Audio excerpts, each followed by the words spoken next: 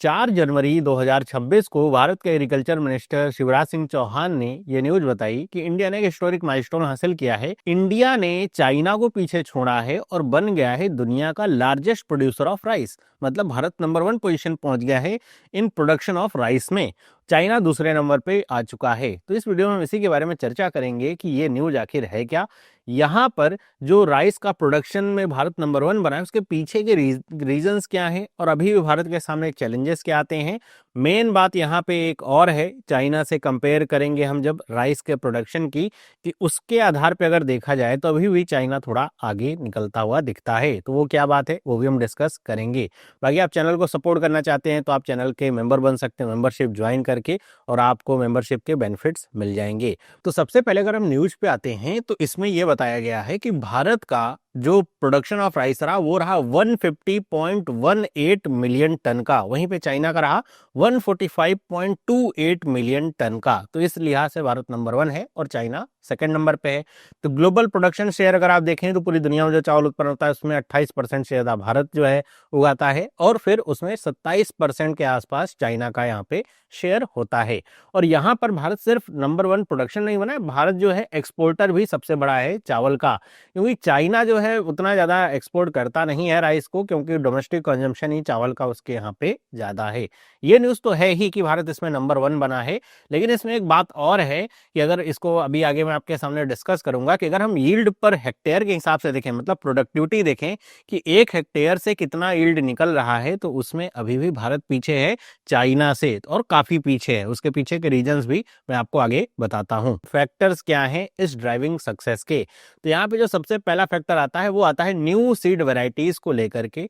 मतलब इंडिया में जो आईसीएमआर है उसने कई सारे, कितने 184 टोटल जो सीड वैरायटीज हैं उनको जो है रिलीज किया है। न्यू सीड वैरायटीज हैं, इसमें 122 वैरायटीज हैं सीरियल्स की, जिसमें 60 तो राइस की वैरायटीज आती हैं, 50 मेज की वैरायटीज हैं, 24 कॉटन है, 6 शुगर केन, और ये सारी वैरायटीज हैं। मतलब ये है कि ये हाई यील्डिंग और क्लाइमेट रेजिस्टेंट सीड जो है वो आईसीएमआर ने बनाए हैं ताकि उत्पादन ज्यादा हो। मतलब सेम ही जो जमीन है वहां से अगर पहले 1 टन जो है राइस निकल रहा था और ये आप सीड्स का प्रयोग करेंगे तो हो सकता है ये जो उपज है आपकी 2 से 3 गुना बढ़ जाए, 3 से 4 टन राइस आपको मिले, क्योंकि ये जो सीड्स हैं हाई यील्डिंग के साथ साथ क्लाइमेट रेजिलिएंट भी सीड्स हैं। क्योंकि क्लाइमेट अगर बदलता है, थोड़ा भी इधर उधर होता है, तो जो फसल होती है उसको बहुत नुकसान होता है, और इसके साथ साथ जो पेस्ट वगैरह होते हैं, ड्रॉट या सॉइल की सैलिनिटी होती है, वो भी जो फसल के उत्पादन है उस पर बहुत इफेक्ट डालती है।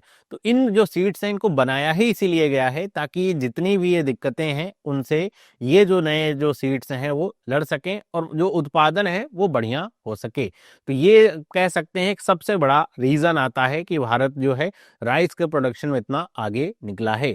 आगे हम बात करें, इसमें हम ग्रीन रेवोल्यूशन का नाम तो लेंगे ही, क्योंकि ग्रीन रेवोल्यूशन की जो लेगेसी है, मतलब 1960 से पहले भारत में जो डॉर्फ वेराइटीज हैं वो प्रयोग ज्यादा करी जाती थी। और डॉर्फ वेराइटीज होने का यहाँ पे कुछ फायदा भी होता था, नुकसान भी होता है, जैसे पेस्ट वगैरह इसमें बहुत लगते थे, क्लाइमेट रेजिलिएंट ये वैरायटी नहीं हुआ करती थी। लेकिन अब जो नई वैरायटीज आई हैं क्रॉस ब्रीडिंग करके, जैसे पूसा हो गया, रत्ना हो गया, यहाँ पे पूसा बासमती हो गया, तो ये जो वैरायटीज हैं ये जो है डॉफ से ही यहाँ पे क्रॉस ब्रीडिंग करी गई है। लेकिन ये वैरायटीज ज्यादा क्लाइमेट रेजिलिएंट हैं, पेस्ट ज्यादा इसमें नहीं लगते हैं, कीड़े जो रहते हैं फसल के, तो इनका उत्पादन क्या होता है ज्यादा होता है। तो ये एक बड़ा फैक्टर आता है। वहीं पे अगर हम देखें तो जो यहाँ पे अगर बात करें एकरेज की, तो वो भी एक्सपेंशन हुआ है, मतलब खेती योग्य जो जमीन है उसमें भी यहाँ पे बढ़ोतरी देखने को मिली है। और ये एक मैप के जरिए आपको दिखाया जा रहा है। तो अगर आपसे पूछा जाए कि सबसे ज्यादा उत्पादन कहाँ पे होता है चावल का, तो वो है उत्तर प्रदेश में, फिर आता है पंजाब, फिर वेस्ट बंगाल, फिर मध्य प्रदेश, ये ऐसे यहाँ पे बताया गया है। मतलब जो एरिया है चावल उत्पादन का वो भी बढ़ा है पहले की तुलना में, जिसकी वजह से भी उत्पादन भारत का बढ़ा है। वहीं पे बात करें गवर्नमेंट के इनिशिएटिव्स की, तो गवर्नमेंट की तरफ से भी बहुत सारे खेती किसानी को लेकर के इनिशिएटिव्स होते हैं। जैसे इरिगेशन स्कीम हो गई वाटर सिक्योरिटी के लिए, क्योंकि चावल जैसी जो खेती होती है ना उसके लिए वाटर या इरिगेशन बहुत ज्यादा जरूरी होता है। अगर केवल मौसम या मानसून के ऊपर डिपेंडेंसी रहे, तो अगर अच्छा रहे मानसून, जैसे इस बार क्या था, मानसून बहुत अच्छा था, है ना, इस वजह से भी आप देखेंगे कि जो चावल का उत्पादन है बहुत हुआ है। तो मानसून के ऊपर डिपेंड करता है। उसके अलावा जो और इरिगेशन के स्कीम्स हैं, नहरें हो गई, ग्राउंड वाटर हो गया, वो भी अगर पर्याप्त मात्रा में पहुंचे तो यहाँ पे भारत का जो इस तरह का उत्पादन है वो बढ़ेगा। वहीं पे सॉइल हेल्थ कार्ड की स्कीम भारत सरकार की है, ताकि जो सॉइल है, अब ऐसा है कि अगर आपको अपने सॉइल के बारे में नहीं पता है तो वहां पर आप सेम जो आप यहाँ पे जो खाद का प्रयोग करते हैं, एनपीके खाद जो हो गई, तो उसमें आप सेम प्रयोग करेंगे। लेकिन अगर आपको अपने सॉइल के बारे में पता है कि आखिर उसमें कमी किस चीज की है, तो उसको उसी अनुसार यूज करेंगे, उसी रेशियो में यूज करेंगे, तो ज्यादा बेटर होता है। उसके अलावा जो एमएसपीज हैं उसके लिए भारत सरकार का जो सपोर्ट रहता है वो भी रहता है। और इसकी वजह से होता क्या है कि जो फार्मर्स होते हैं इंसेंटिवाइज होते हैं, डिफरेंट स्कीम होती हैं, जैसे किसान सम्मान योजना वगैरह हो गई, वो सब का भी फायदा यहाँ पे देखने को मिलता है, जिससे प्रोडक्शन क्या होता है, बढ़ता है। तो ये आपको ध्यान रखना है। आगे हम बात करें अगर यहाँ पे इंडिया और चाइना की, जो मैं बात कर रहा था कि भारत भले ही नंबर 1 बना है, लेकिन एक फैक्टर है जहां पे भारत अभी पीछे है। वो क्या है? वो है पर हेक्टेयर जो ईल्ड आती है, मतलब जो उपज है पर हेक्टेयर। अगर आप चाइना की बात करें तो 1 हेक्टेयर में चाइना में 6,740 केजी जो राइस है उसका प्रोडक्शन होता है। वहीं पे भारत में केवल 3,590 केजी राइस का प्रोडक्शन होता है। और अगर हम थोड़ा और पहले चले जाएं, ग्रीन रेवोल्यूशन से पहले, तो ये और भी कम हुआ करता था, 1235 केजी पर हेक्टेयर हुआ करता था। ग्रीन रेवोल्यूशन के बाद ये 2021-22 का डेटा है कि 2809 केजी पर हेक्टेयर तक आ चुका है, और उसके बाद अब ये बढ़ करके 3,590 के आसपास ये आया है। और यही एक नतीजा आपको देखने को मिलता है कि भारत जो है वो टॉप एक्सपोर्टर है, किसमें? चावल के। मतलब अगर आप देखेंगे एक्सपोर्ट में तो भारत नंबर 1 पोजीशन पे आता है, क्योंकि चाइना में जो चावल उत्पन्न होता है ज्यादातर उसका कंजम्पशन डोमेस्टिकली ही बहुत होता है। चाइना में लोग चावल बहुत खाते हैं, चावल से बनी चीजों को खाते हैं। तो अगर हम बात करें प्रोड्यूसर की, तो उसमें तो इंडिया जो है नंबर 1 है, चाइना को सरपास कर गया है। लेकिन पर हेक्टेयर की अगर बात करेंगे तो उसमें चाइना अभी भी बहुत आगे आता है। और इसके पीछे के रीजन भी आप अगर सोचेंगे क्यों ऐसा है, तो मतलब आप सबसे बड़ा इसमें रीजन तो ये देखिए कि इसमें जो वैरायटी है जो यूज हो रही, चाइना में ज्यादातर जो चावल होते हैं वो ज्यादातर चावल जो मोटे चावल होते हैं, गोल चावल होते हैं, वो स्टिकी राइस ऐसा टाइप के होते हैं। जापानीज जो वैरायटीज होती हैं वो यूज करी जाती हैं। इंडिया में जो चावल होते हैं वो लॉन्ग ग्रेन के चावल ज्यादा उगाए जाते हैं, क्योंकि हम लोग तो ऐसा दाल चावल और छोले इन सब के साथ खाते हैं, उनको तो वो अलग तरीकों से खाते हैं।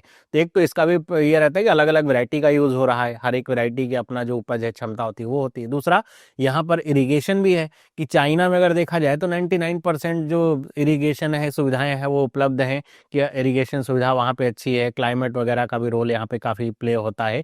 बहुत सारे फैक्टर्स होते हैं जिसकी वजह से वहाँ पे ये उपज जो कह सकते हैं पर हेक्टेयर वो ज्यादा है ना, मगर अगर देखा जाए भारत की तुलना में तो। और ये जो न्यूज है इसका क्या सिग्निफिकेंस होता है कि मतलब भारत सबसे बड़ा राइस का यहाँ पे प्रोड्यूसर बना है, तो एक तो ये है कि जो स्ट्रेटेजिक जो फूड सिक्योरिटी है वो क्रिएट होती है। मतलब भारत इतना ज्यादा जनसंख्या, सबसे ज्यादा जनसंख्या वाला देश है, 1.4+ बिलियन जो पॉपुलेशन है इंडिया में है, तो उसके लिए खाना भी तो चाहिए। तो उसके लिहाज से अगर देखा जाए तो ये काफी अच्छी न्यूज है कि भारत में पर्याप्त जो अनाज है वो रहता है। सेल्फ रिलायंस तो है ही, इसके साथ साथ बफर में भी रखते हैं, और इसके बाद भी हम एक्सपोर्ट कर रहे हैं और उसमें नंबर 1 बने हुए हैं। तो ये बताता है कि जो हमारी इस तरह की उपलब्धि है काफी मायने रखती है। हमारे पास काफी लार्ज बफर स्टॉक होता है कि अगर किसी भी तरह का ऐसा इन्फ्लेशन की स्थिति आती है, सप्लाई चेन का डिसरप्शन होता है, कोई भी ऐसा ड्रॉट की सिचुएशन है, तो उसके लिए हम पहले से तैयार रहते हैं। तो ये एक स्टेबिलिटी लाता है। दूसरा, इकोनॉमिक डोमिनेंस भी ये लाता है कि भारत जो है टॉप एक्सपोर्टर है, और टॉप एक्सपोर्टर होने की वजह से अगर आप देखेंगे कि दुनिया का जो भी मतलब राइस का एक्सपोर्टर का डेटा देखें, 40% से ज्यादा तो भारत से ही राइस जो है एक्सपोर्ट होता है। कहाँ पे? ज्यादातर अगर आप देखेंगे जो अफ्रीका के कंट्रीज हैं, मिडिल ईस्ट है, एशिया की जो कंट्रीज हैं वहां पर, और यूएसए, कनाडा, मतलब सब जगह जाता है भारत का जो राइस है ना। तो अगर आप देखेंगे इसकी वजह से भारत का जो फॉरेक्स मतलब राइस जो है फॉरेक्स अर्नर की तरह काम करता है, कि आप अगर राइस को भेज रहे हैं विदेशों में तो वहां से फॉरेक्स आ रहा है, फॉरेन करेंसी आ रही है इंडिया में। तो ये एक तरीके का सॉफ्ट पावर भी ये प्ले करता है। मतलब भारत चाहे तो अगर ऐसा राइस का जो एक्सपोर्ट हो बंद करे तो काफी देशों को दिक्कत हो सकती है। तो ये आप देखेंगे। दूसरा, एक ग्लोबल एग्रीकल्चर में भी शिफ्ट देखने को मिलता है। मतलब अगर आप केवल राइस को छोड़ दीजिए, बाकी आप जो फसलों को देखिए, फल को देखिए, तो आपको ये देखने को मिलेगा कि ज्यादातर ऐसे जो मतलब जो खाद्यान्न हैं, जो फल हैं, उसमें आप देखेंगे ना कई सारे ऐसे होंगे जिसमें चाइना जो है या तो टॉप पे है या तो टॉप 3 में है। तो आप ये समझिए भारत का अगर कॉम्पिटिशन देखें तो सीधे सीधे चाइना से होता है। और चावल में भी, प्रोड्यूसर में भी चाइना जो है नंबर 1 ही था। भारत ने इसको जो है इस साल जो पीछे किया है। तो आप ये पाएंगे कि एक तरीके से जो ग्लोबल पैराडाइम शिफ्ट है वो देखने को मिलता है। एक मतलब यहाँ पर हमें काफ़ी सफलता मिली कि हमने चाइना को जो है इसमें पीछे छोड़ दिया है।